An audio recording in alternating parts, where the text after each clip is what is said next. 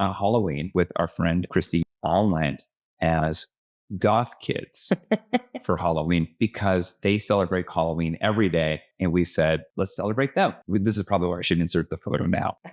And the reason that that night was so pivotal in my life is I ended up like helping you crimp and curl and your hair and a little bit of, I think, Christy's hair. Mm-hmm. And I was 18 and I had no idea that I was going to enjoy that so much that I was going to pursue a career of being a hairdresser. I have not touched your hair ever since that night. 24 years later, I'm finally going to cut your hair. That's wild.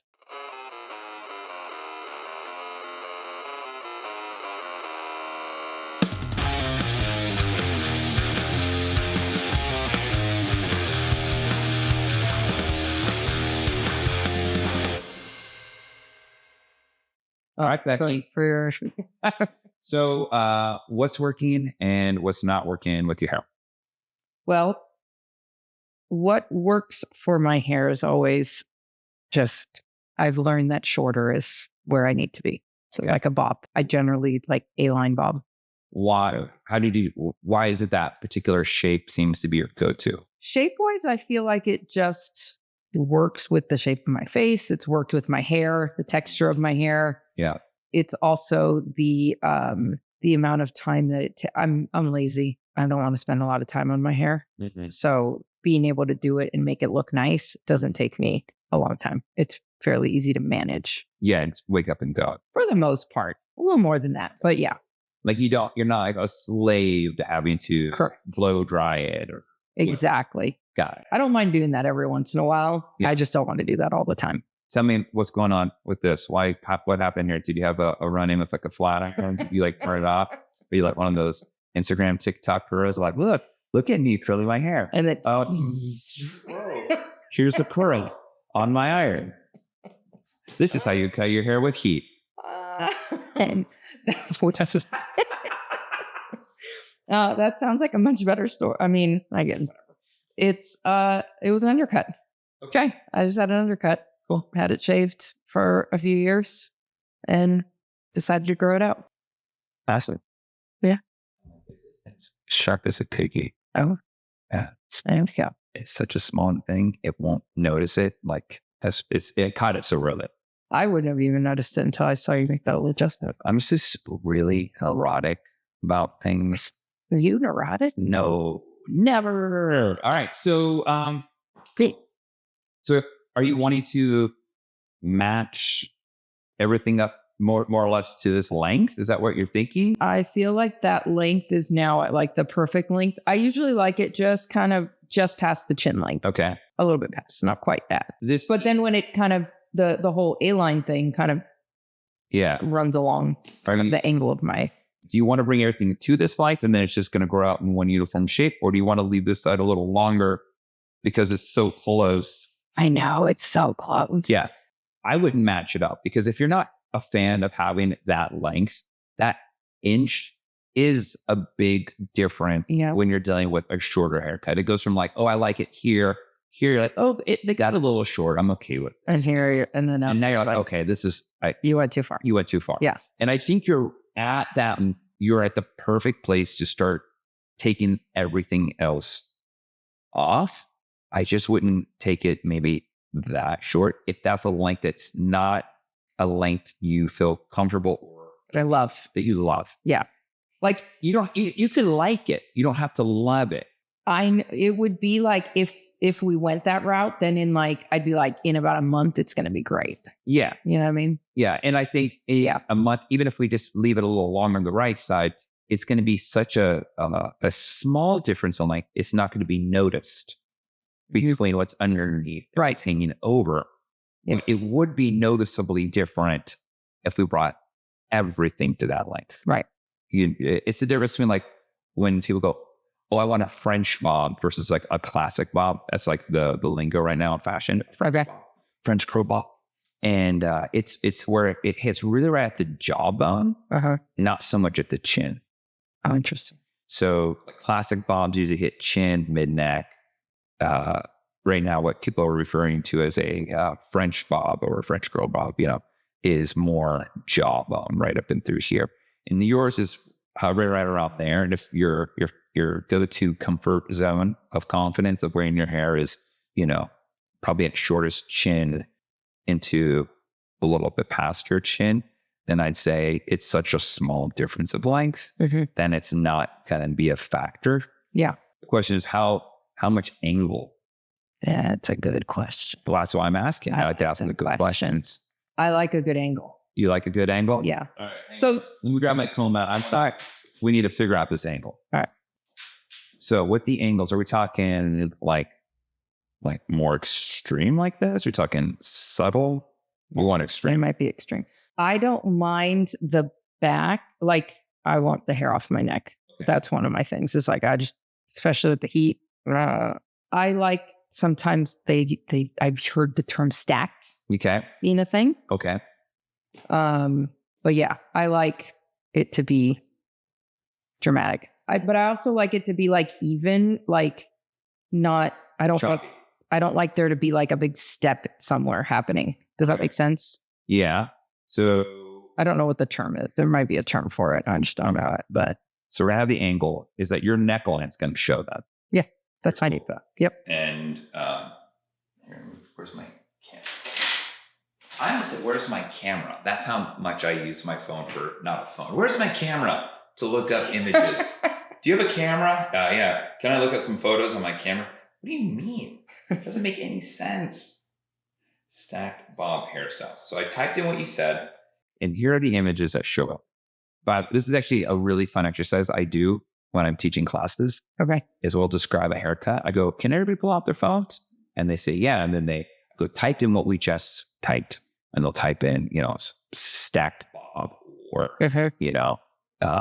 shag haircuts. And then these are the images our clients are seeing when they type in these words that they hear. Most of us as hairdressers, the images don't match up with what we're thinking. And we can't fight Google and search engines. So we have to meet our clients where they're at on their terms and go, all right, well, let's look up these images.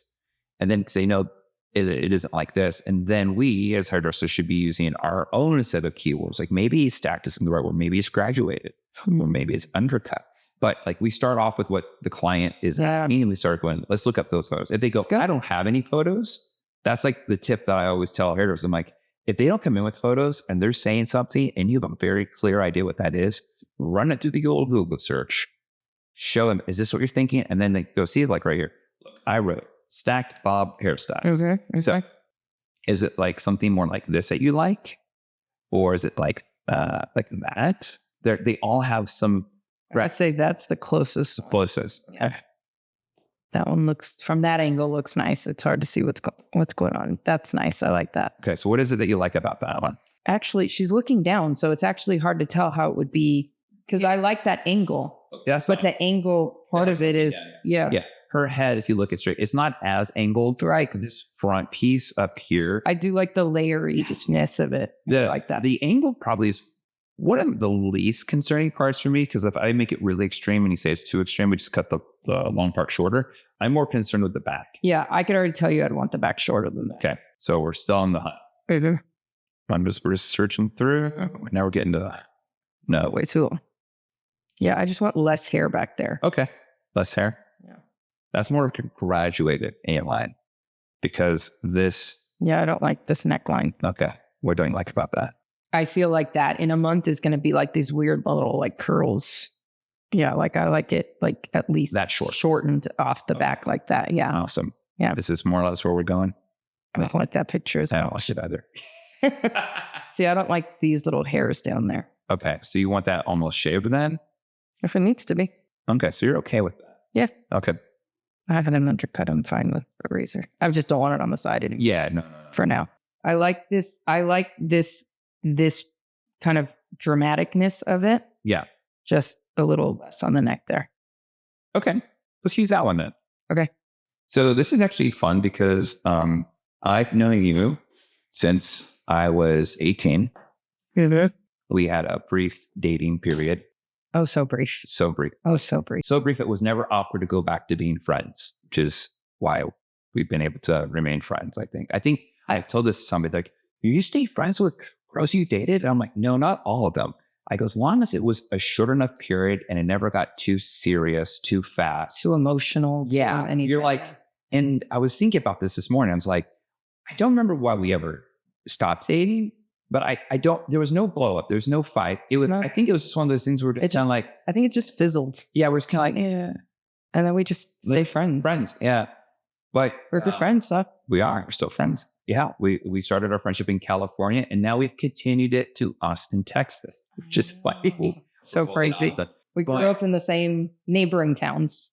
Pretty much. Yeah. And one evening on Halloween with our friend Christy, your coworker, and my high school friend Christy Cover, we all went as goth kids for Halloween because they celebrate Halloween every day. And we said, let's celebrate them. We'll just be ourselves. Yes. And maybe just a little bit more extreme version of ourselves. Yeah. I would definitely see you and Christy probably fell more into the goth aesthetic than I did. I actually had to like buy things for that outfit. Yeah. But I got to wear my Blade Runner / Marilyn Manson, black stripe thing. Oh, yeah, that's right. I did do that. This is probably where I should insert the photo now of us on Halloween. And the reason that night was so pivotal in my life is I ended up like helping you crimp and curl and your hair and a little bit of, I think, Christy's hair. Mm-hmm. I was 18 and I had no idea that I was going to enjoy that so much that I was going to pursue a career of being a hairdresser. I have not touched your hair like that ever since that night. So 24 years later, I'm finally going to cut your hair. That's wild. This is crazy. It's wild. This is one of those things where it should have happened before. Sure. Like in between this time, I've already cut Christy's hair many times. I'm surprised it didn't happen like while you were going to school even. Yeah. I don't know why that didn't happen either. Because I've never been afraid of letting someone that's going to school or that like freshly out of school to cut my hair. Like I've let that happen many times and I've never really had a bad experience. So watch, this will be your one bad experience. Oh, stop. Yeah, stop. I do think about that. I think about that. I'm like, why? And then there was like the time like you were living in LA and I was living in LA. The only time I like would run into you and like the Rainbow. It would be at the Rainbow. Or like some random place. There was one time I ran into and I didn't know you were going to even be there. It was like a Static X show at the Key Club. I mean, and the funny how you didn't think that I would be there is wild to me because anyone that knew me then knew that was my that was my band. I know. And that was also night we were all backstage. And I don't know if you remember this. You remember who else was backstage that night too? Steve Vai. I don't remember this. Yeah. Okay. So where was this at the Key Club? The Key Club when it was around. And so it was Static X, and we're all backstage. I believe I don't know how you got back there, but I know you and Tony were friends. Mm-hmm. But Booster, yeah. So Booster invited me. I show up. He could have been part of it too. He could have been one that got me back there. Booster as well.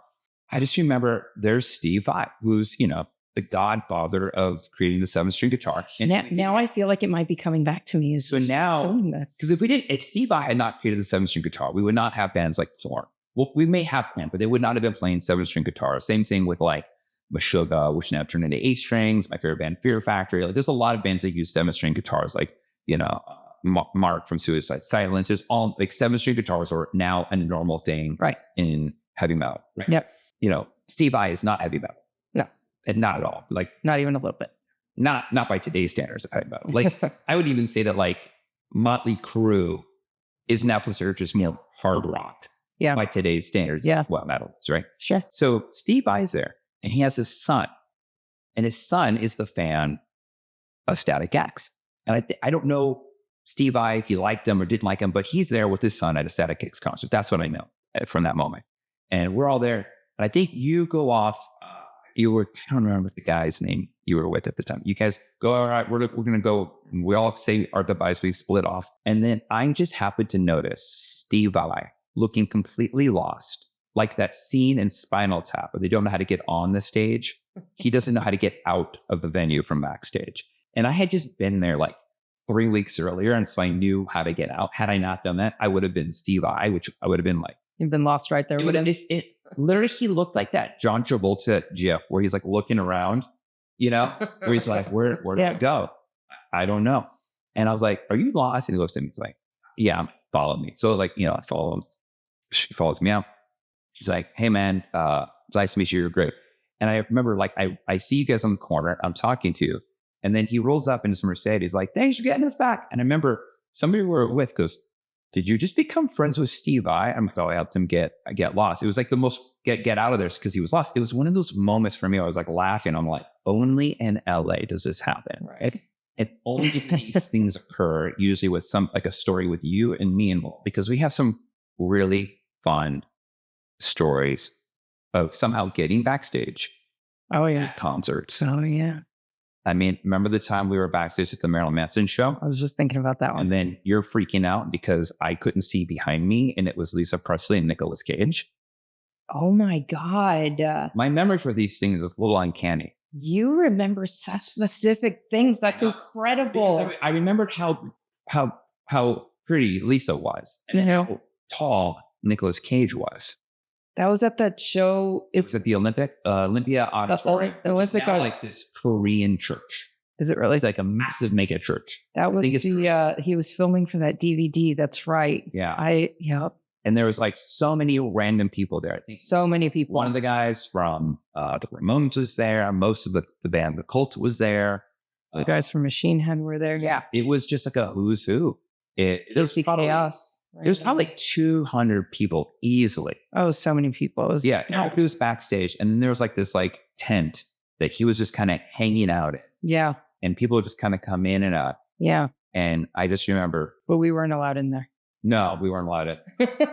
Sadly, we got to hang out with the commoners. We got to be like one step up from common people. Yeah. Into, we're like middle class backstage. Yeah. We're in the backstage, but not the VIP. Not elite backstage. Yeah. Yeah. So I always remember these things like we have all of these fun, random, purple stories. And now that there's such a resurgence of new metal, we've seen all the new metal bands going back out on tour, touring together. Yeah. All of these memories have just been coming back because those are some of the most fun times between the ages of like 18 to like 22, 21-ish. Like there was so much fun music. And this is really before like social media in a way kind of like ruined everything. Yeah, it was before we don't have any videos. We have some pictures. Yeah. We were taking, still shots, but we have no videos of these shows. We don't. No. Yeah. I can't scroll through my phone and pull up a video from, any Static X concert. Yeah. Last time I saw them was 2009. Yeah. I have no video of anything.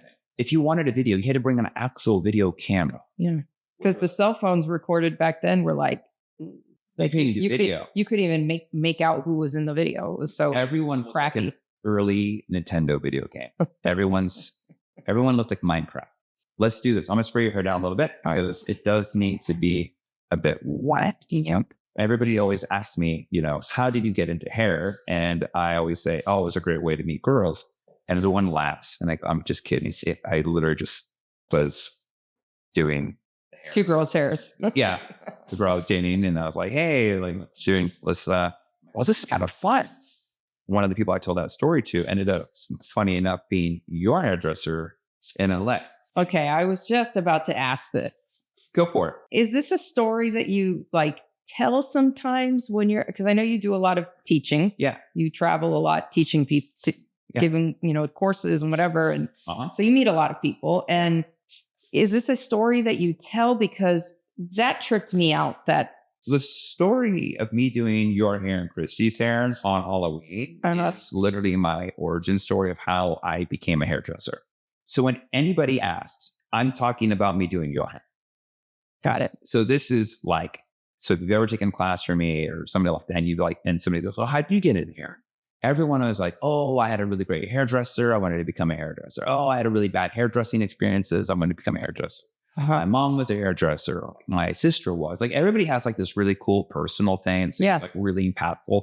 And then I come out, it just seemed so fun to do on Halloween. I figured, why not do it? Why not do it? And then I also remember that like Ryan Shuck was a hairdresser. And then I found out all these hardcore bands from Washington County, a lot of the guys in these bands were hairdressers. And so it's funny to me that there seems to be this natural magnetism of like hair and music. There's a really well-known hairdresser, DJ Muldoon. He's an amazing hairdresser out of San Diego. And we were talking, and there's after a hair show, we're all in some hotel room just hanging out. Like there's like 15 of us. It was like a party. Somebody said something about drums. And I'm like, well, I can play the guitar. If we're going to start a band, I'm like, let's go do it. And we found out that almost all of us who do this same thing and the same level, teaching and travel, we all play instruments. And DJ goes, yeah, behind every great hairdresser is a failed musician. And I thought it was, I go, do you play? Goes, yeah, I play piano. I feel like there's a band in there that y'all can create, like some clever name. I'd like some clever name. I would like to start a team of hairdressers. That's a different direction. But I have a name for it, the hairpins. And because that's that's also a set, but I don't have anything clever for it. All right. If you think we'll have to work on that one. Because there's a couple of people I know who do it. Like we get DJ Muldoon, get my friend Urish on drums, or Joe DiMaggio on drums. We can get Jacob Kahn on singing. There's all these hairdressers. They're like all educators, like top elite educators. Yeah. Just get them all together. We can just start it. That's what we should do. We'll work on this name. We need to.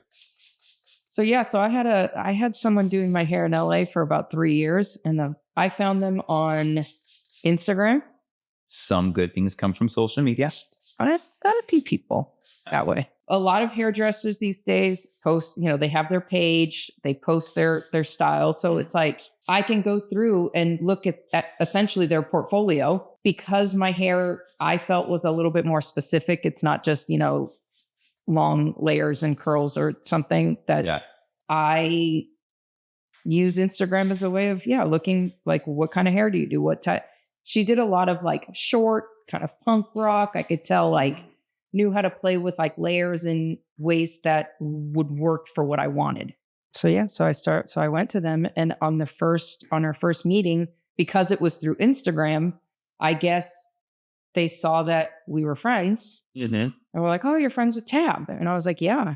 I said, I grew up with him. And I don't know how we got to this part of the story, but figuring out that they had heard your origin story at a training that they went to, and somehow putting it together that I was the person, or I was one of the two people. I don't know how we did that, but it's still amazing to me that we figured that out. Where do you put your hair? Usually somewhere around here-ish. Okay. When I had James Strader on, the guy who's the spokesperson for Dr. Squatch, he asked me, he's like, how'd you get into this? So I'm like, and I tell him the story. And as I was editing the episode, I kept thinking to myself, I'm like, man, I need a Becky on here. But that's not the whole reason. Is we're just that to have you on. But you also have a fun interest, I would say, in jiu-jitsu, which my kids are now doing. Both of them? Axel did his first, he was testing it out. And we said, if you do jiu-jitsu, you have to do it. You have to make the choice.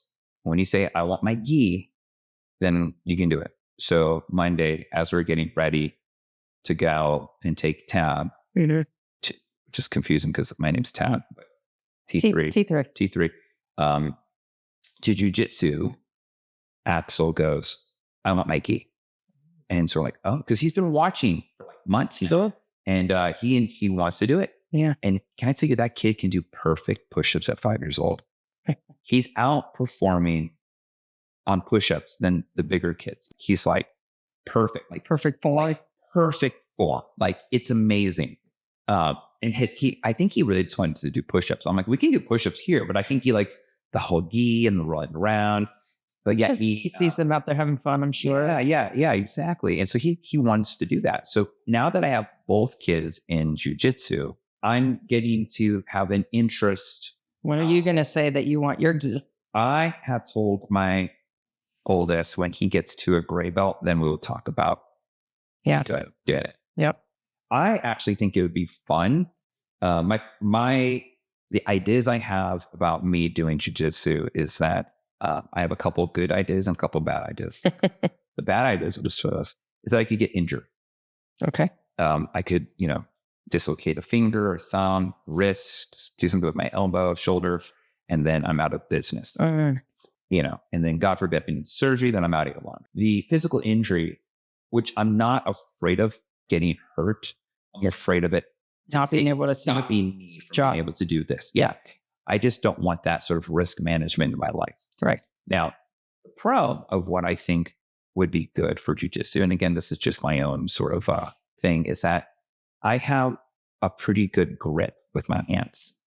Weird. And I think that would be an advantage because when I see them grab the gi and twist and pull, I'm like, okay, this could be something I could do. I also know there's no gi rolling jujitsu as well. And we can take our kids to the gi and no gi classes, so if they want to go 4 days a week, we can do 2 nights 2 nights off. And I don't know what the benefits of no gi wrestling are, which is one of the reasons why I want to ask, because a lot of your photos that I see, because you did the 10th Planet, right? 10th Planet. Yeah. Which is I've only ever done no gi. I've never put on a gi. See, I'm learning stuff. This is great. And I would say if your fingers are a concern, maybe no gi is for you would be a better option, because you don't have to, that gripping of a lapel or of the gi pants is not an element. There's not really an element. There is no element in no gi that you're gripping anyone's attire. Okay. Yeah. So jujitsu seems really fun. Now you are in purple belt. Explain the belts to me, because I'm confused as all shit. Is it the same in all jujitsus, or jujitsu? What do they call them? Clubs, classes? It's not schools. Dojos is a common. I just know that's like academies, maybe. Like if 10th Planet is the line of jujitsu, the school, the academy that I've always been a part of. There's Gracie Baja, which is the popular one. I think, is that where you take your kids? Yeah. A lot of my friends that are doing jujitsu, that are on touring bands, that's another thing that's made me a little bit less worrisome, is that they all play guitar and they're musicians. And so, their hands are just as vital to them as mine are. Yep. They are doing, jujitsu. And they're Gracie Baja, because it's one of those things where you're not just connecting with that one particular location.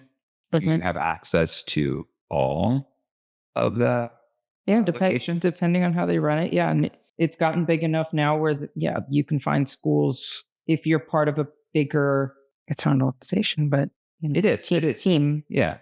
Organization team. I mean, like on business. It's a business that definitely is. But if for me personally, if I was traveling a lot, I could find other 10th Planets to train at. Yeah. And I know people at a lot of other 10th Planets. My travel for work these days is not much, and it's very short period. So it doesn't really allow me time for that anyway, but you're like in and out. Yeah. But it's one of those things where I'm thinking, like, if I were to be traveling and I'm going somewhere and I want to be able to work out, I could always look at the schedule, and maybe instead of packing running shoes and all that, I could just pack a gi and be like, all right, I'm going to go do that. There's locations everywhere. Basically, if any big city. Yeah, that's like one of those things that I think is awesome, is that they do have that. But I mean, that was the whole reason I ended up at like 24-hour fitness. Right. So let's go back to the belt color. You start off with white, and then you go white gray. Is that how it goes? For adults, it's white blue. White blue. Okay. Yeah. So there's different ranking for kids. Okay. Than adults. I believe the age is, I think it's 16 years old is where the adult ranking begins. Okay. Or where you're allowed, adult colored belts. Mm-hmm. But yeah, it's white, blue, purple, brown, black for white and blue, purple, brown, black. Yes. And that is across all of jiu-jitsu. Okay. That's what I wanted to know. No matter what school, whether you're at 10th Planet, whether you're at Gracie Baja, whether you're part of, just a small school around the block, that's all the same. Okay. Yeah. We don't have anything like that in hairdressing where we all have the same things that we have to do to get to the same level. I think everyone will say, I'm a master stylist or I'm a master colorist or master this. And it's all dependent on maybe where you did your training. All the trainings aren't equal in the sense that they all don't measure the same stuff. Yeah. And I would even argue with jiu-jitsu, you're being judged. The person that is, or the people that are deciding your ranking, they're different people at every school, even amongst 10th Planet. Like I go to one school and whoever the coach is, whoever's deciding when I level up is not the same as the schools in California that I went to. Or if I go to Dallas or to El Paso and train, like it's different people. And everybody has their own sort of metric or way of viewing that. Yeah. Are you currently training out here in Austin? Yes. And it is 10th Planet? It is 10th Planet. Cool. I have to ask you. Yes. I have heard that Austin has become a hub of some heavyweights of jiu-jitsu. Yes. There's something called B Team? Correct. I don't even know what the fuck that is. I just heard somebody say it. And that like, if you are into jiu-jitsu, then that Austin and the surrounding areas is the place to be. Am I getting that wrong? Am I correct? No, there's a lot of big names that live in the jiu-jitsu world that live out here and that train out here. Arguably, the most famous in the jiu-jitsu world, like the most famous grappler competitor in the past 10 years, I would say, maybe not, maybe close to 10 years. Yeah. Is Gordon Ryan. He's very elite grappler and he lives out here. He moved out here, I don't know, 4 or 5 years ago, maybe. Yeah. He and his team, Gary Tonin is part of his team, also a really popular competitor. Yeah. The coaches, even at 10th Planet, Gabe Tuttle is, high level competitor at like all the big tournaments. Ben Eddy, he's super popular with some of the moves that he does. There are a lot of big names out here. There are much more. I can't remember everybody's name. When I had Mike Catherwood, he was telling me that after we got done, he said he had his long hair and it was like ready for it to be cut. And he's like, oh, yesterday I was rolling with Tom Hardy. I'm like, wait, like the Tom Hardy? And it's like, oh yeah. It's like there's a big jiu-jitsu community out here. That was like the first time I heard it. Does he live out here? I don't think Tom Hardy? Yeah. No. He was probably just. Yeah, I mean, for some, then, yeah. Tom Hardy it's what's fun about him is that he'll go to just any local competition and compete. I heard he's really good. Yeah. A lot of celebrities, when they do, there's and his name escapes me right now, but there is a coach in LA. He's a Gracie, and he's very known for training celebrities. When a celebrity wants to train, he goes and they train under him. But Tom Brady. Did you watch that roast? No, I heard it's good though. I just saw some of the clips on social media so far. The ones that I think I thought was great was Schultz. Okay. Oh, God, he has a way of saying things that I'm like, how are you? Like, he just says really crude, funny, and clever. I think it's because it's clever. I heard Nikki Glaser was good. Yeah, I got to watch that. I love a good roast. Yeah, I definitely want to watch it. I just heard about it. I think it was yesterday that somebody mentioned it. So it aired like this past Sunday or something like that. Oh, okay. Which when this comes out, this will be like, wow, that was from that long ago. All right, so I'm taking this definitely more short, so that way we can get your neckline nice and exposed. Yes. So how did you get into jiu-jitsu? That's what I'm curious. Like, what was it? Like you're hanging out, you're living in LA, I'm assuming at this time. I was living in Burbank. And you're like, you know what? Let's try this.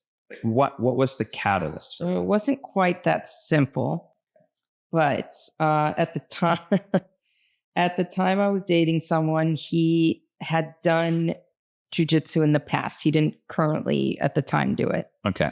I was in a place where I was just like, I wanted to do something to move my body, to get some exercise, but like, I've never been the person. I am a little bit more now, but I just always in the past didn't like the gym. I didn't want to just go to the gym and like get on a treadmill or like, an elliptical. It was boring. It actually, those things are still boring to me. I go to the gym now, but like give me some weights or give me like something a little bit more, I don't know, a little more movement, not just on a machine. Yeah. Yeah. I just wanted to do something that moved my body, that was fun, but that doubled as exercise. That was the goal. My buddy Joseph says that, working out does not have to be this regimented thing. It can actually, like, if you are doing something and it's fun, that the mental connection of doing something that is good for your body. However, it may not be as intense as doing something else. Like if you're just having fun, doing kettlebell swings all day, right? Yeah. And versus doing sled pushes and like this really intense CrossFit, the mental enjoyment, the joy you get from that kettlebell swing is actually much better, not only physiologically fit with your body, but mental. And the more mental joy you have when you're working out, produces. It's a different level of health. It is. And it also deals with like cortisol levels, because now you're not as stressed because you're the time that you're working out, but you don't like this, you're not lowering the cortisol, something like that. Yeah. So you're trying to figure out like, how am I going to move my body in a way where I don't hate this? Exactly. Where I'm not like bored, but like, where I'm like enjoying the thing that I'm doing. Yeah. And I remember I had a friend at the time that was a tennis coach. So I went and took a tennis lesson. Did you like that? Yeah, it's fun. I hate the running after the ball part. I would have been a really bad dog. I love dogs. I just would have been a really bad one. I would have been like, they would have been like, fetch. And I've been like, just watch the ball. You're the one that watches the ball. They would have taken me back. Our dog's broken. Yeah. I mean, I feel like I enjoyed it. I never went back for another lesson. I don't think I've ever played again. Enjoyed as much then. Yeah. It didn't spark anything. Although I am curious to play pickleball now that we're here, because pickleball's like all the rage. Everywhere you go, it's pickleball. Doesn't matter where you live. It's all pickleball all the time. But yeah, so my boyfriend at the time, having done jujitsu in the past, was like, why don't you try jujitsu? And he kept telling like, why don't you try jujitsu? And I was like, I'm not interested. Like, I really wasn't. I'd seen like videos and stuff of it. And it just, it was very, for me at the time, felt very aggressive and like, well, it is like tennis. Yeah. And being all up in someone, like having someone all up in your space and being all up in someone else's space was just like, that's weird. That is close body contact. It is very close body contact. You cannot keep 6 feet apart, dude. And no. There's no social distancing in jiu-jitsu. Yeah. I also grew up being an artistic roller skater, aka figure skating on ice, on roller skates. Wheels. I was a dancer. So like I did these sports that were, I refer to them as like, they're pretty sports. Like they're choreographed, and like jiu-jitsu was they have this artistic flair. Yes. Yeah. And jiu-jitsu, I didn't put the word artistic to jiu-jitsu, but it definitely wasn't, there's no real choreography. It's not pretty necessarily. One looks more polished. The other one looks less refined if you're looking at movement. Yes. But if you're really understanding what they're doing in jiu-jitsu, then you realize how refined those movements are. Yes. My feelings of the sport are obviously different now. These are just the thoughts that I had before I ever stepped on a mat. But yeah, he just kept bugging me about, why don't you try it? Why don't you try it? But he wasn't doing it at the time. Not at the time, no. So he's trying to pressure you into doing jiu-jitsu when he's not doing it. But also just I just wasn't interested. So I fought it until finally he had pushed so much that I was like, fine, I'll go take a class, whatever. There's a 10th Planet down the street. He was not part of 10th Planet prior, had become a fan of Eddie Bravo. He was a fan of Joe Rogan, and so he had mentioned them a few times. I'm like, well, it's coming off the back real quick, All right. Finally, I gave in and I was like, I'll go try a class. It's free. You can try in class, whatever. I'll go do it. Maybe lucky for me. I don't know, because the sport is still, although there are so many more women doing the sport now, back then, and I'm talking 12 years ago, it's still predominantly male now. It was even more predominantly male then. I feel that in my son's kids jiu-jitsu class, I don't know at a kid's level. It could be. it's like 60-40, 40% girls. That's awesome. It is. And in some cases, let's say if there's like 5 instructors, 3 of them are guys and the other 2 are girls. Right. And they're like for both. Right. So, yeah. And then, there's a couple professors and there's like a brown belt, but like, there's definitely more women, girls, young girls. Yeah. And some of them are brothers and sisters that are like, the year apart, and they're all doing that together, which I think is really cool. Our friends out in California, it's a whole family that does jujitsu, and they have daughters, and both daughters are in it. Yes. Watching kids do jujitsu is so cute. So cute. There are definitely more women involved in the sport now. Those first few years, I mean, I would go to classes, and I would say 95% of the time, I was the only girl in the class. But that first class that I happened to go to, there were 2 other girls in the class. Maybe that helped, at least getting through that first hump. I do know that I came back from that class and I was like, all right, this is pretty awesome. Definitely gonna be trying this again. So all that resistance against trying it, and I finally tried it, and I was like, ooh, that was fun. Now, I know a lot of people always say, like, once you start doing jujitsu, like, they always talk about that with any martial art, that thing, it bleeds over to your everyday life. Or which part of it? I don't know. I mean, it definitely did, in that the first year I did it, I was there many times a week. I was very, very consistent. And then I've kind of, my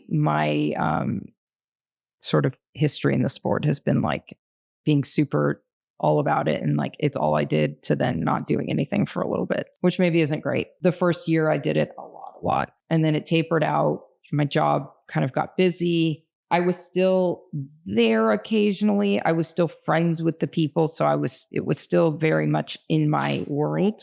I just wasn't training as much for maybe a year and a half there. And then I went back. And when I went back, it was like all I did. It was like all consuming. Because I saw on social media, you were doing competitions for like 2 years. Yeah. It was just everything. All I kept thinking about was, who is this person? I lived and breathed it. Yeah. Sure as hell did, at least on my side of looking at your life through the screen, going, you're off doing jujitsu stuff. I'm off like, all right, rabbit a kid. Yeah. And I was like, oh my God, this is nuts. I never even knew what jujitsu was growing up. Everything was Karate Kid. Neither did I. I didn't know what jiu-jitsu was. I always thought that Brazilian jiu-jitsu was what I saw at the UFC. And I didn't really understand what the UFC was, even though I went to like King of the Cage matches. Oh, really? I think my mom went to one of those randomly. One of the girls I went to high school with, their family owned like a MMA UFC style gym in Temecula. And so they asked me to take photos of some of their athletes. And this is at the time when like tap out was just starting and all that. Yeah. The world I was doing it. And I was like, oh, this is kind of cool. I walked in thinking I was going to see like Van Damme's blood sport. So I was a little disappointed that there wasn't as much blood. There's like only a little bit of blood. And I'm not like somebody who's into this stuff like, oh, I love watching bloody sports.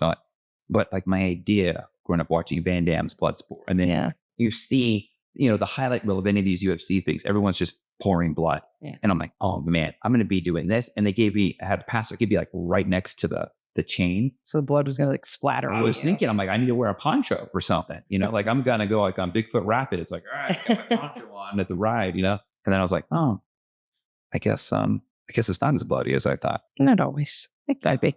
I remember someone said, what was it like? I go, there's a lot of hugging on the ground. That's what I call it. I had no idea what any of these things were. Yeah. And if somebody's listening to this and they're like a really into the sport, they're going to say I'm being very insulting to it. But that was me at that time. I know. But someone that's not familiar with the sport, I mean, we see this a lot in the UFC. This is one of the things that as a grappler would bug me, but I also understand like a lot of the people watching it are just watching it. They've never done it. They've never stepped in a boxing ring. They've never been on a wrestling mat. They've never been on a jiu-jitsu mat, Muay Thai, anything. Boxing has been famous for years. So everybody understands the kind of standing up and punching part of things. And they seem to enjoy that. So easy. A kangaroo can do it. Kidding. I've seen those kangaroo things that just like destroy people. And even Muay Thai is fun. Like somehow the standing element is enjoyable for the person that is just not familiar with the sport. But once it hits the ground, that's my favorite part. When you get the grapplers that are really good and, you see a Damian Maia doing his thing on the ground, who's like an elite grappler. And he's doing stuff on the ground, but like they're all booming in the audience. And I'm just like, you people. You get into the ring. Yeah, I get it. Also, they've never done it. But I've never seen this before. I was like, okay, what is this? That was like a strange thing for me to see. Yeah. Over the years, I've grown to understand some of these sports. I didn't grow up watching a lot of sports, nor did I have any interest in really learning about sports. Because like I used to say, like, oh, boxing, great, until they start slow dancing. That's what I'd say. And I was like, they're not slow dancing. I'm like, it looks like an 8th grade slow dance, And you're like, pretty boring to me, though. Yeah, I'm like, it looks like that to me. And they're like, well, there's actually more to it. And then when you have someone who understands it and they're explaining it to you, yeah, you go, now I understand the strategy behind it. Right. And I started thinking about like with haircutting, like if you see me doing this and I flip to the other side, do something else, I'm doing this, you're like, he's just moving the hair back and forth to try like, make it look interesting or make it look fun to watch or whatever. And there are hairdressers that do that. But there's also like, oh, there's an actual legitimate reason of why I'm doing this. Yeah.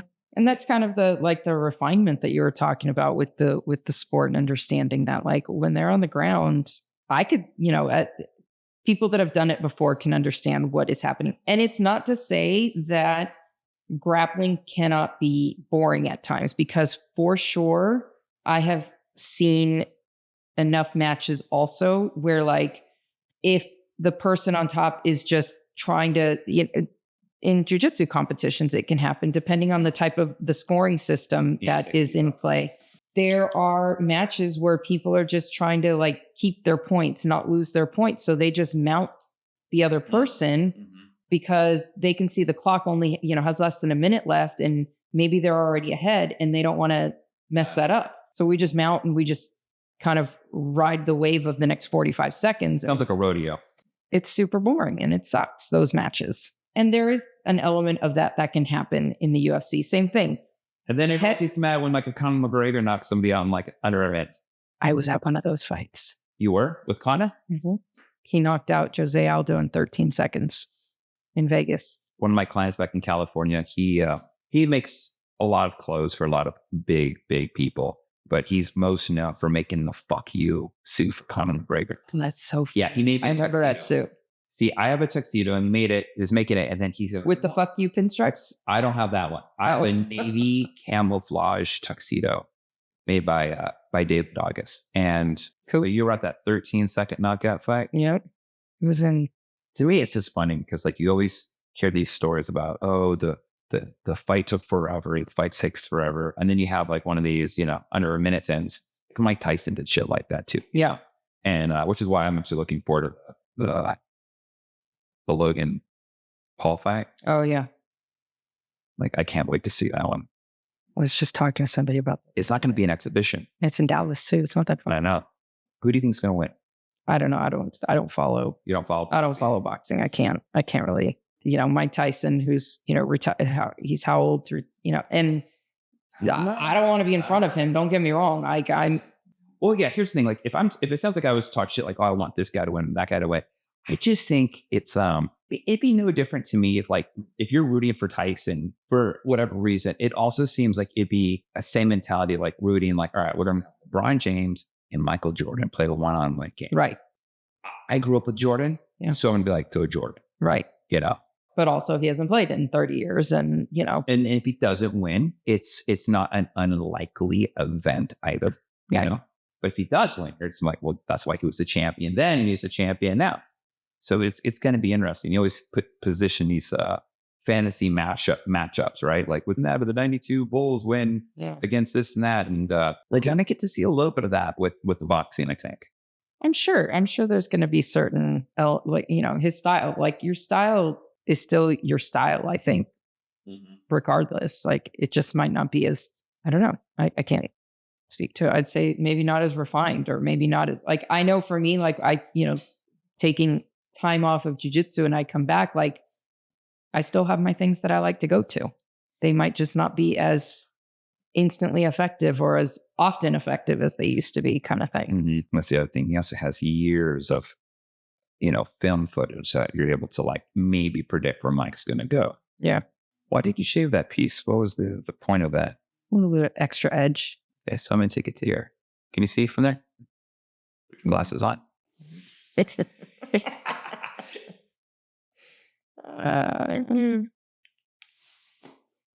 Yeah. Okay. We're good? Yeah. Well, that's cool that you're getting back into jiu-jitsu. Sounds like a little bit. Well, I've been going to, let's see, when did I start there? I don't know, it's coming up on 2 years now since I've been going to 10th Planet Austin. But again, my training's not as, well, it's just not as consistent as it used to be. Yeah. The reality is injuries do happen. You have injuries? Oh. What? It's a way of life with jiu-jitsu. It's just injuries. Now you're selling me out of it again. I know. Well, that's why when you were talking about the idea of injuries, like, no. It's 100% a factor. For me, first of all, I've been doing it for years, and I was going like all out when I was there and competing. See, I don't ever plan on wanting to compete. So you are able to go into it. The biggest thing with jiu-jitsu is your ego, is just keep that shit intact.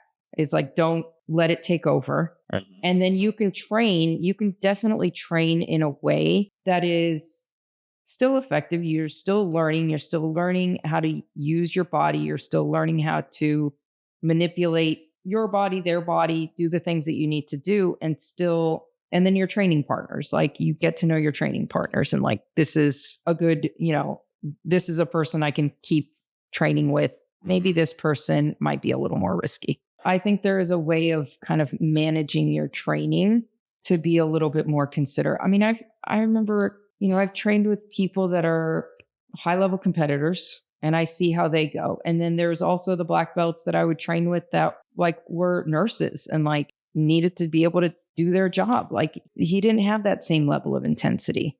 When you say have you ever wrestled? Is it wrestling or rolling? What's the term? Rolling. See, when I say rolling, I can't help but think of like when my cousin was heavily involved with the rave scene. Oh yeah. So, when I think of rolling, I think of different DMA. It's different type of rolling. Kind of rolling.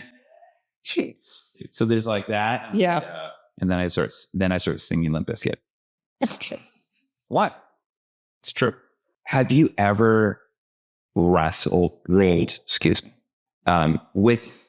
a professional jiu-jitsu individual? Like when I say professional, I'm talking like that elite status that you've talked about. Here's an analogy, right? Yes. The analogy is you're a bar band, or you're in a band, and you're a guitar player, and you happen to come across another guitar player and you jam. So you're like an up and coming music band, and then you're jamming with, I don't know, name a guitar player, Dimebag Darrell, Steve Vai, any of these guitar players, like icons, Stevie Ray Vaughan. Yeah. And you get to jam with them. It's a very different thing. Right. But like, it's not uncommon for that tier musician to just sometimes show up or be around somebody, and everyone's like jamming and playing. Yeah. Yeah. I imagine it to be pretty good just to even get into that circle to begin with, right? They're not going to let like somebody's playing guitar for 4 months. Joy. Does that happen in jiu-jitsu? And the reason I'm asking is I'm imagining that if that does happen, they're going to, they're either A, going to go easy on you because they know that they're just going to win, or they don't because they know that you need to get better. So the only way they're going to get better is by showing no mercy. I will say there are very different black belts out there. There are some, again, this is where ego comes into play. Yes, there are certain black belts, especially if they're coaches, but that are also elite grapplers and competitors. You know who you're rolling with. Isn't it? Like, it's not going to take that much for an elite black belt competitor To take you down. to take me out. Yes, I have rolled with some in California, in California and LA. Part of our 10th Planet is there are two brothers, Gio Martinez and Boogeyman, who are elite grapplers and competitors. And Gio is more my size, closer to my size. So I've definitely, in the past had rolled with him a few times, and he's amazing. He is so good. It doesn't take a lot. Even when I was like, probably, I would say at my strongest, at my most refined at the time. But no, he's aware of who he's rolling with. My coach at the time, Eddie Bravo. That was your coach? Yeah. I would roll with him. He knew that he can twister me at any given time. But he was your coach. So his whole goal is not just to have his ego shine through and look how amazing I am. It's to also give you enough resistance so you can push through those barriers that you're not going to get if you're probably along with somebody of equal ability. Sometimes it's, and it might be easier as a coach to see and feel what you need to teach the student, maybe. Okay. By experience, like rolling with them. That makes sense. I can get that. It's like for me, like when I'm partnered with someone and we're kind of trying to figure out like, what is that we need to do? Why isn't this move working or whatever? And like, we're kind of trying to troubleshoot it on our own. I can't always see it. I was like, I need to feel it. Hold on. Let me feel that now while I'm doing it this time. Let me see what it feels like when I'm doing it. Or let me feel what it feels like you're doing, even if it's trying to help them out. Have you ever thought about coaching? From teaching haircutting, I subscribe to this belief that if you can teach, you understand it far more than somebody who's been taught it. I think it's the same thing. You start to understand it at a different level. I thought I'd be really great at showing my kids how to ride a bike because I can teach things, but I realized like I don't know how to teach riding. Right. I know how to ride a bike because I was taught it. My wife is the one who understood how to get it through to the kids. So the boys are able to ride without training. I was not that person. Yeah, I definitely think that teaching helps you understand it at a different level. I have always heard that. I'll say I've heard because I've never taught. I've never been super interested in the idea of teaching. Honestly, I don't mind like. Again, when we're in class, I have, here in Austin, I have some really great training partners. There are a few girls who are very much about like, we want to, and that's where I am. I don't feel like I was there back then. I feel like I'm more there now. I'm watching like every little nuance of the move and making sure that when I do it, when I'm practicing it, that I'm doing those little things. And I train with girls who do the same thing. And so we really work well with each other to be like, tighten that elbow, bring that elbow in, or, make sure to, bring your legs up or tighten your legs or move them this way. I feel like I get it a little bit from them, from that, I guess, that understanding of that deeper understanding, but it's definitely. I think you have to have a passion to want to teach. I think if you're teaching because it's the next thing you need to do or something like that, you're not going to have the passion. I think that's what makes a great instructor is the passion, not the, I can make money doing this. There are individuals who eventually fall in love with something that they did for money, but I just don't think it's instinctually like that's how it is. I think you have to have a love for that. Yeah. You know what I was also thinking of today? That where you used to work no longer exists in society. Oh, yeah. Not like a chain. Like I'm gonna have a long-winded explanation of this. So just go down this journey with me. It's not like you worked at a restaurant and that restaurant went out of business. We're talking it'd be like the entire restaurant industry going out of business. It's not like, there's no more TGI Fridays. It's like at one point in time, we used to go to a place and they would serve you food at a table. It's good. Like, what do you mean? Somebody used to take your art? Yeah, no, not like how it is today where you just touch buttons on a screen. Like that. It comes out through a hole. It comes out, like Space Cowboy. They have a little transit brings stuff out. Like we're getting to a point where we're going to go to a restaurant. The only people for the next, God knows how long, hopefully forever, are going to be cooking food. like they're already transitioning, servers out of the mix. But what you did is you worked at the warehouse, and not like a warehouse that stores things. It was a music, video, paraphernalia shop called The Warehouse. Warehouse music. And you can buy DVDs, you could buy VHS at the time. Funny enough, I don't believe you can buy vinyl. I don't remember ever seeing vinyl. And if it did, it was such a small section. There wasn't even a section of vinyl. Yeah, if there was any vinyl, it was like maybe there was a special release of an album. And even then, I don't even know if I saw that in those few years. Yeah, because vinyl wasn't a thing until basically CDs became non-existent. And then people were like, well, I want something tangible. So let's go to vinyl. Yeah. Let's just skip tapes. My favorite part is you could go to the warehouse and buy concert tickets and not have to pay the crazy service fees for Ticketmaster. Well, it was a Ticketmaster. I know. That computer there was that 1 foot by 1.5 foot section was Ticketmaster. Yeah. Yeah. And you used to go there, and sometimes you'd have to get there really early before the warehouse opened up and then there'd be lines. I remember around the I remember store. lines for some shows. Yeah. What was one of the craziest ones that you? I don't feel like anything ever got super crazy. I do remember some NSYNC lines. Yeah. For those tickets. I think there were probably a few others, but I don't remember specifically who they were. But there were definitely some days where it's like I'd walk up to work and I'm like, oh, something must be going on sale today, because I didn't even know. Yeah. Or there was a new release, New Music Tuesdays. And that didn't necessarily form the line though. But yeah, you'd have like a swarm of people suddenly, like everyone's in for the same thing today. Speaking of that. Yeah, Tuesdays. Remember Tuesdays was the New Music Tuesdays? That's when music came out. Yeah. That was the new records, singles, you name it. All that was Tuesdays, and then movies were Fridays. Yeah. I don't know. Are movies still Fridays? I have no idea. I think so. I don't know how it is at the movie theater, but now with everything being streaming, now everything comes out I feel like at different times. Yeah. Have you watched that documentary about Tower Records? No. Where's that? Oh, you can stream it. Well, no, what? I forget what we know, but Tom Hanks' son. Oh, he has two.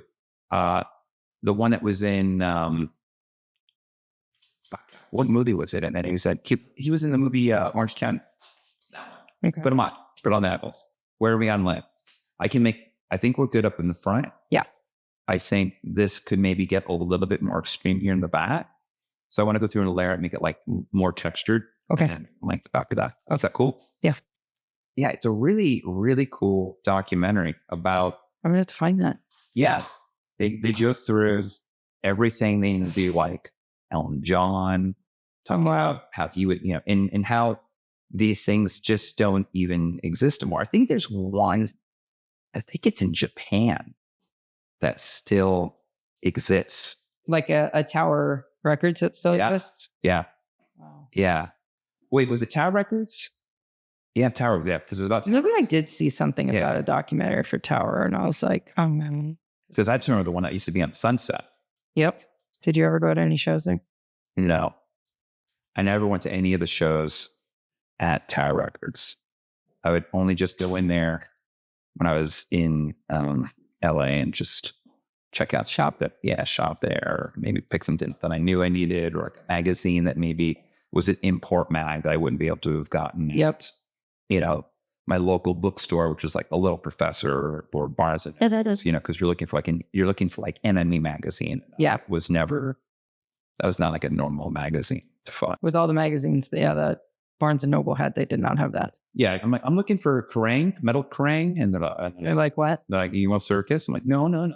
I want these. You want Metal Edge? No. Metal Hammer, all the metal whatever magazines. Yeah. Which it's funny because there's so many of these things that people who are older than us will know, but like I feel like we were that last generation who got a little bit of that before, like somebody who's in their 30s right now, which is not old, but it's old enough to not have to know what that is. Right. And that's what I think is interesting. Like just within 10 years, which is, a crazy thing to think about. Are you going to a lot of shows these days? Because I know you used to go to a lot of concerts. You were always So mad. at the concerts, and you were friends with those guys too. Like you became friends with a lot of bands, and you became friends with bands in a way that, like, I think is not I think when people think, oh, here's a girl, she's friends with bands, that there's like this stereotype that surrounds being friends with rock bands and a girl. And you clearly did not fit that mold. And I always would laugh when people tried to think that. Yeah, I did. And I was like, I literally am here because you're friends with them. Legit friends. Or I was just a fan of the music. Yeah. And I wanted to like take a picture with the person that I was a fan of. I wanted to have like this memory of it. But people tried to put me in oh, you're a groupie. My mom even I remember at one point, my mom was like, you were like a groupie. And I was like, do you know what a groupie is? You know what and I'm not judging them, but like, that's not what I'm doing. Like, I'm not sleeping with anyone. That's not what we're here for. I was a fan and just wanted to have a picture because like. They last longer. Yeah. They last. A bunch of those pictures are on my Facebook still. Oh, I have a little photo album deep down in there somewhere that has a bunch of pictures. Oh, I have like boxes of photos. Oh, me too. And I have these 3 rolls of film behind that I need to get to. I noticed. Yeah. Yeah, rolls of film. So I found them, and I remember it was okay. So this is a funny story. Talk about like random stuff, right? So my buddy Ronnie Vaccaro is the bass player for Mammoth, which is Wolfgang Van Halen's group, right? And so this last summer they played a show with Alter Bridge, which is the guitar player for Creed and the singer for Slash. Alter Bridge. Yeah. Oh, Alter Bridge. Alter. Oh, right. On that same billing was Seven Dust. Okay. And I have not seen Seven Dust since it was, who was it? The first band on the lineup. I'm not making this up. The opener was Slipknot. Nice. And then it went Machine Head, Seven Dust, and then Coltrane. So that was 2099. Yeah. 99, San Bernardino. October. Orange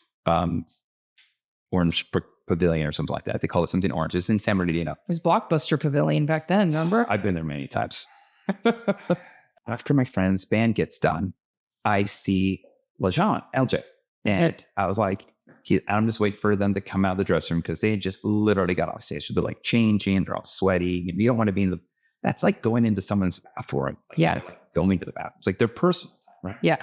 And sometimes bands, after they get off stage, they have like meetings. Like, hey, real quick, like, did you hear that? We can't have it happen again. Yeah. I don't know if that happened. A little recap. A little recap. Exactly. So I'm just chilling. And LJ comes up and he's like, what you doing? He's like, hey, my name's LJ. And I was like, well, I met you in 1999. I'm a crazy memory, right? He looks at me. And then, of course, this is the only time I think it's acceptable to do name dropping. Is like when it's somebody who's not famous, but it's absolutely in that inner circle. You know what I'm saying?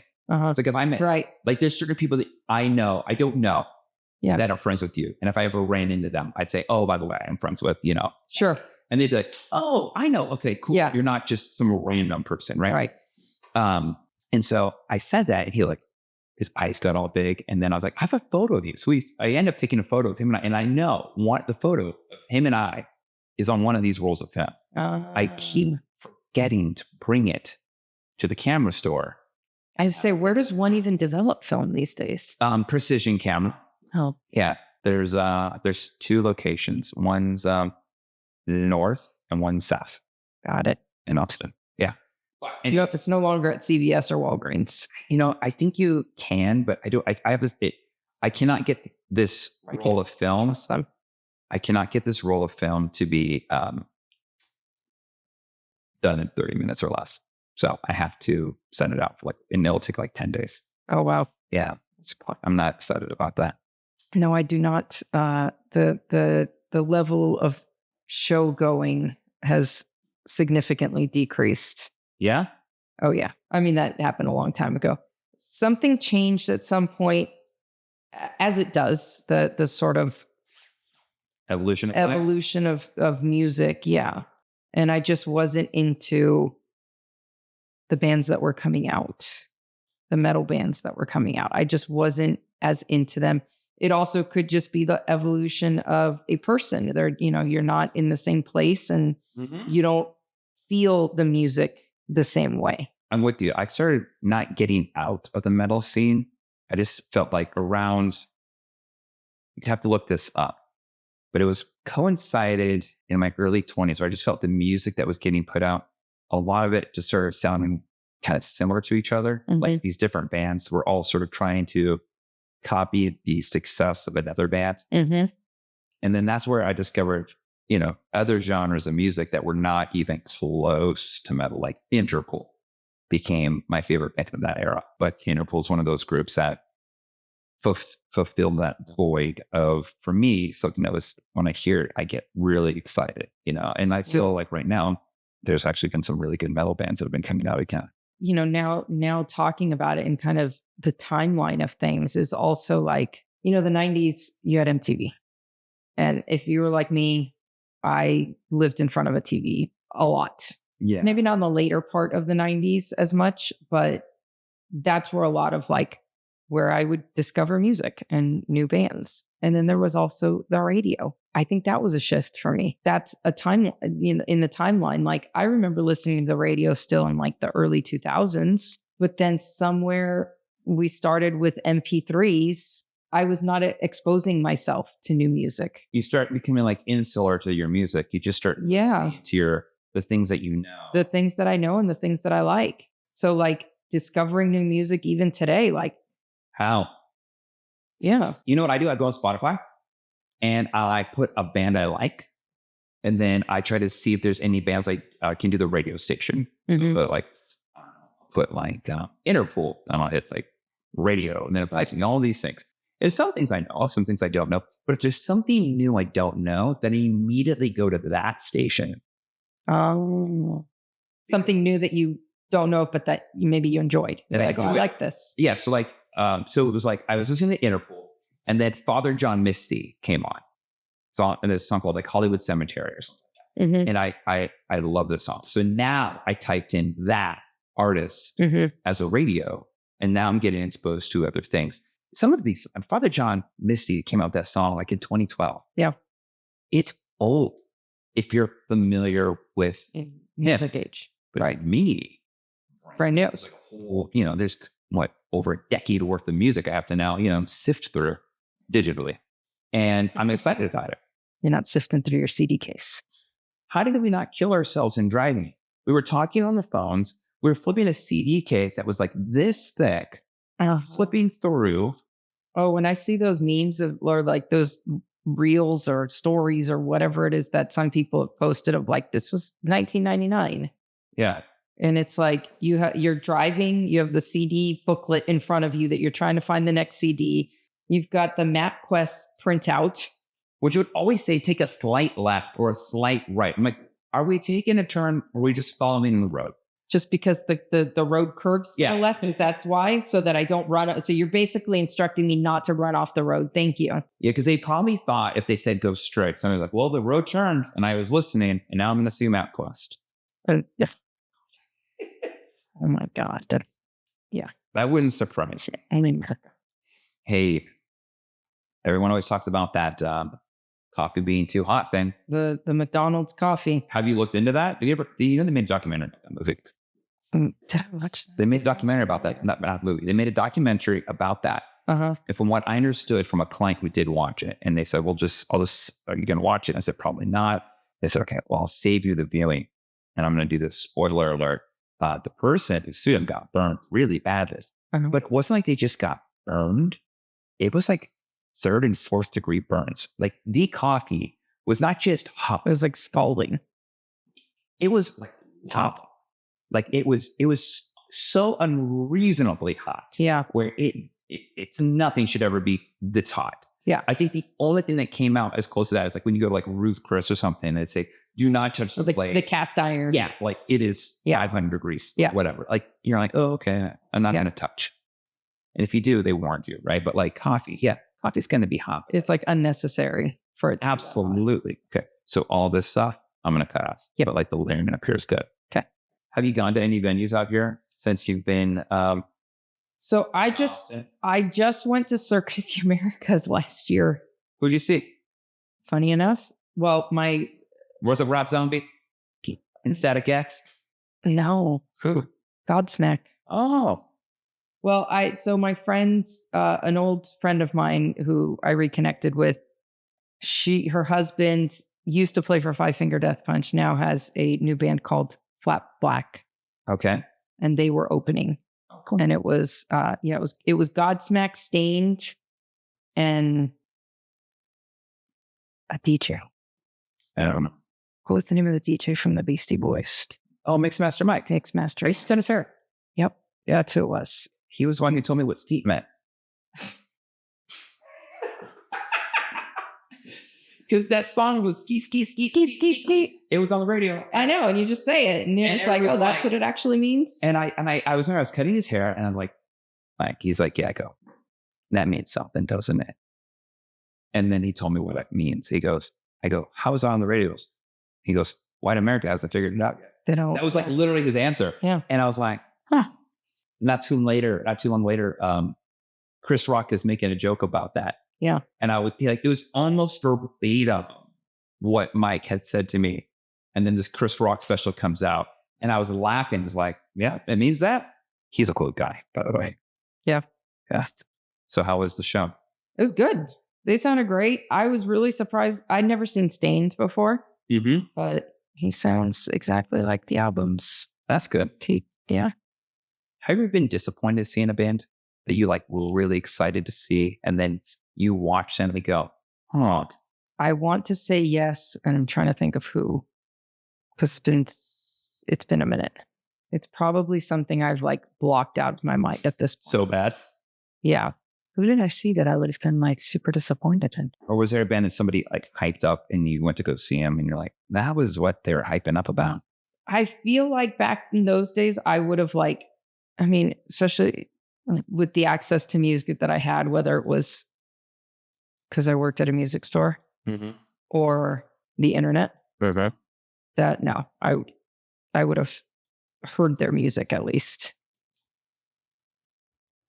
Gosh, it's just been so long at this point because I don't go to that many shows now. Like, yeah, I saw Madonna a few weeks ago. How was she? I mean, I love her. I think she's amazing. I've seen her. That was the 4th time. Saw Janet Jackson last year too. She was fun. Definitely different types of shows now.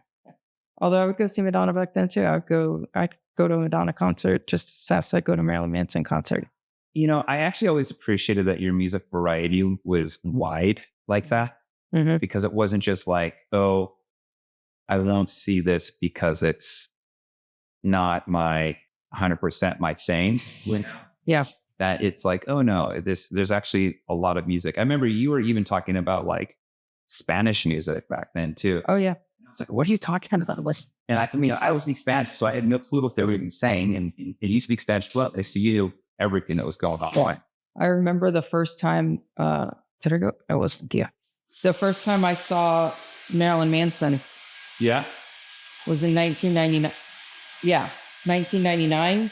Yeah. And the day before I was at an Enrique Iglesias concert. I literally saw him one day and then Marilyn Manson the next. Or within like a day or two of each other. Yeah. No, I do remember you always, like, I'd get in your car and you'd have. Oh, yeah.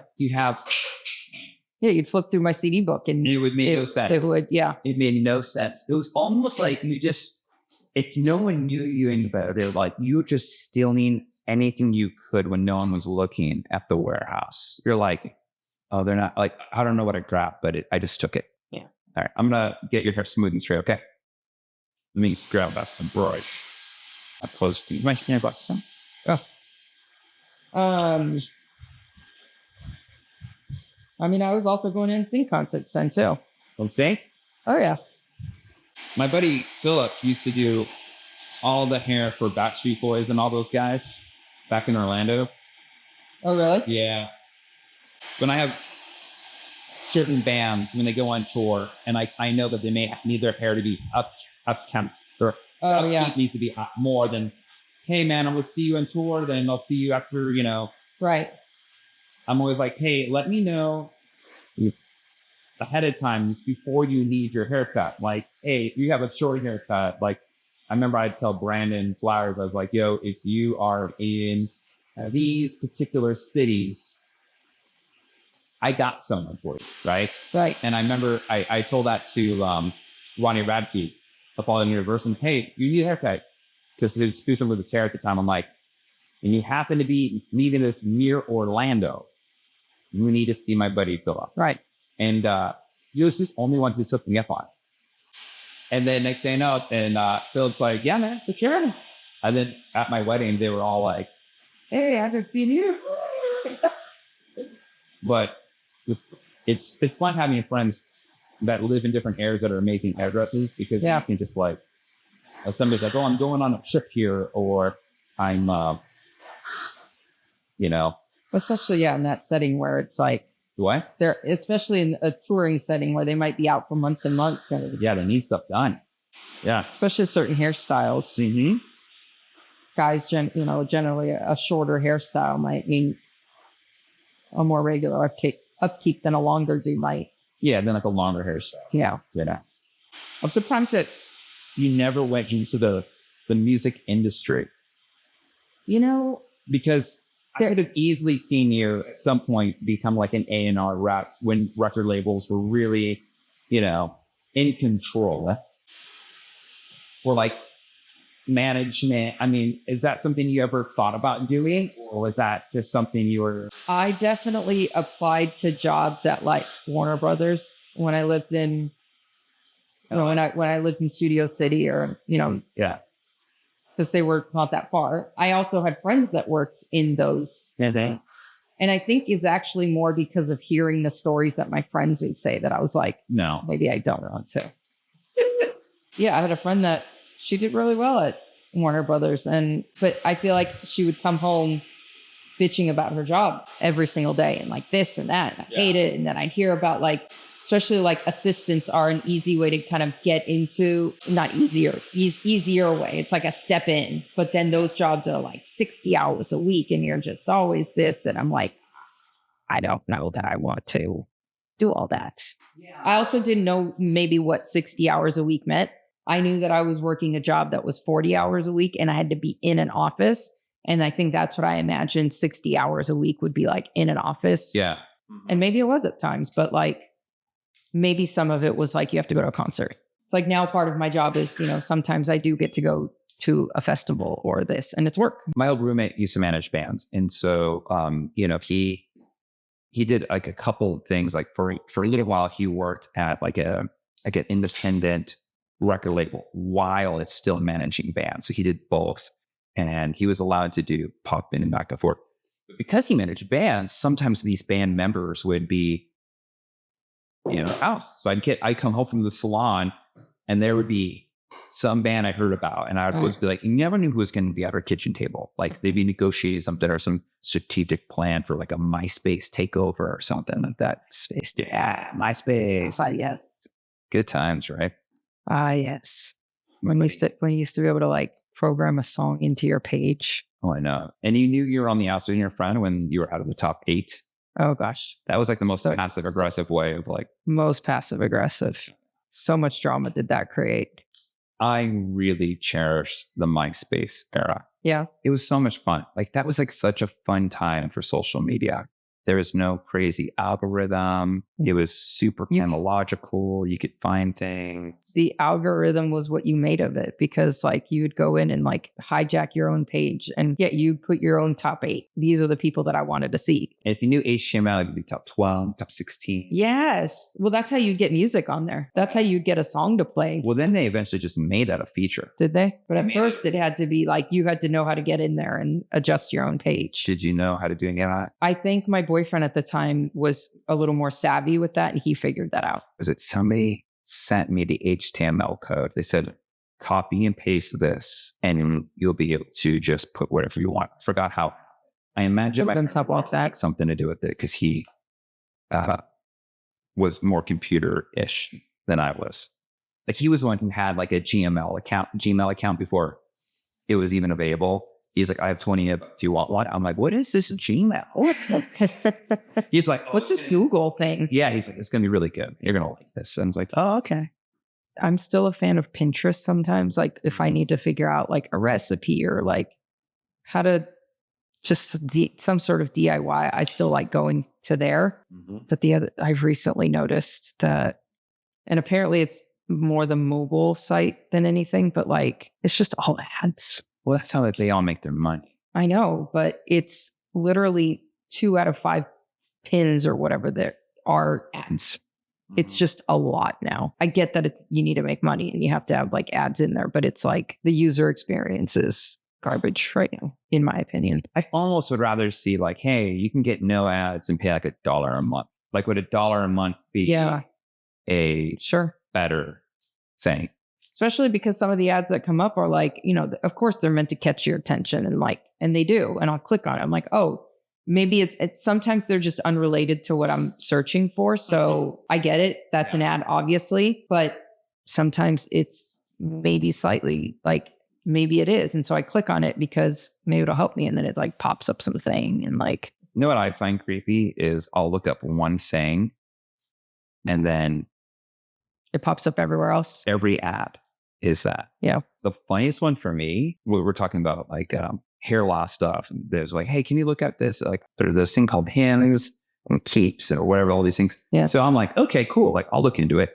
Dude, I got bombarded with ads, not for Hims, not for Keeps, particularly erectile dysfunction, because that's one of the things that they support. Because it's one of the things, it's like it's weird. It's like you can get a bunch of different, I've seen those ads. Yeah. And you can get a bunch of different things. Such as and erectile dysfunction is one of hair loss is one of them. Probably like shaving, I think is hair loss is the thing that like I was going for to look at. Right.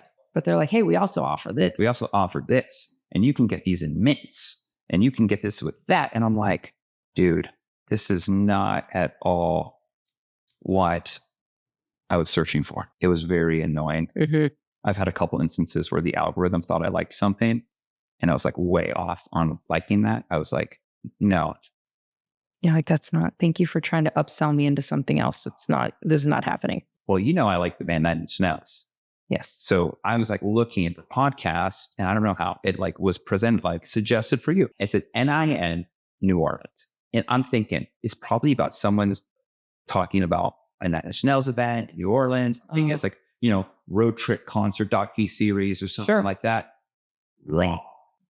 NIN stands for some sort of like, I knew I wasn't listening to anything music when they kept talking about a lifestyle. And they kept talking about a naughty and nice party. It was a whole podcast about swingers. And I got about halfway through, I'm like, okay, so they're at some sex club. Okay, I get it. Like, when's the concert? And because I listened to it for such a long period of time, everything suggested for like the next 3 months, you're all swinger podcasts. And it's like, I'm like, look at this. Like, if anybody opened up my Spotify, they're gonna be like, what's this guy into? I got bamboozled. I thought it was going to be Mansion House. That's not what I came here for. That's not what I came here for. I imagine it'd be like somebody who's obsessed with the movie Swingers. And they're like, Swingers Party. I love the movie Swingers. And they show up, they're like, oh no. Yeah. This is not it. You have a lot of thick hair. I do. Not that I would expect it to not be thick. Mm-hmm. It's so straight, Oh, I always tell this other story that involves you too. That I remember I was over at your house and your mom had made food. It was Cuban food. Sounds right. Because you're Cuban. Mm-hmm. And you looked at me like I was the most uneducated person. Like when I said, it's not spicy. And you're like, what did you think it was? I'm like, where's the spice? You're like, do you think this is like Mexican food? And I'm like, yeah, because I never had Cuban food. And you're like, no, it's very, if you've never had Cuban food. Yeah. How would I would not, I've never known. But Southern California, there's a lot more Mexicans than Cubans. And so Mexican restaurants are a lot more prevalent. Of course. So that it's funny because I still to this day, like people are like, but there's no spice. Why isn't it spicy? They were expecting it to be spicy. And I'm like, it's not. It's not. Can I spray some stuff in? Get a little separation? Yeah. It's, A lot of spices, but not spicy. Oh yeah. And then it turns out that like Cuban food became one of my favorite cuisines. I just saw a Cuban food truck as I was Yeah. getting there. I don't know if it's good yet. I haven't gone. But when I was in Miami, I just kept ordering the same meal everywhere I went just to see how it tasted at each place. Right.